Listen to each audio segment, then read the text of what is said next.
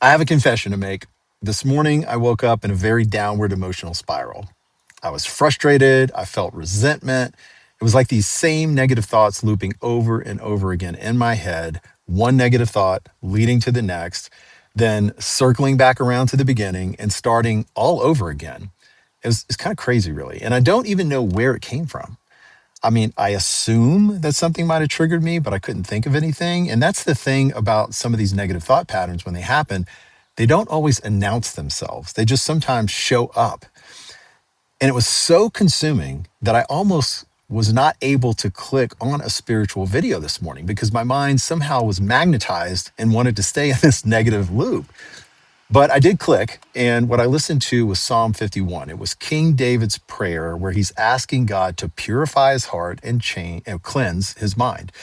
And in the Bible, David was described as a man after God's own heart. He was considered Israel's greatest king, and he was deeply spiritual pretty much his whole life. And yet he still woke up sometimes with a heart that was full of darkness. And what really struck me was what he asked God for. He didn't ask God to change his circumstances. He asked God to change him from the inside, because I think he understood something that most of us tend to forget. And that is that everything that we experience out there starts with what's happening in here. And then I remembered an ancient, I think it's a Buddhist saying that I've heard before, but this morning it really came to life for me this morning. It says, anger is a hot coal that you hold in your hand while you're waiting to throw it at someone else. I love that verse. Anyway, all you're doing is burning yourself. And that's exactly what was happening to me because all of those repetitive negative thoughts weren't hurting anyone else. They were just burning me.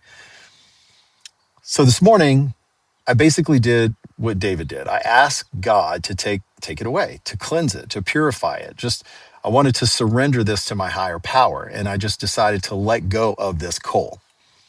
And literally within just 20 minutes of walking outside and asking God to do it, it was gone. Not because I forced it to go away, but because I just quit holding on to it. I let it go. And now I actually feel great. Weird. But anyway, that's my takeaway from day number 10 of our 30-day Spirit First Challenge. I'm curious to know about you. Have you ever noticed yourself getting burned from a hot coal that you were holding in your mind? Please drop that in the comments below. I would genuinely love to know what finally gave you the ability to let that go. Thank you so much, and I'll see you on the next video. Bye.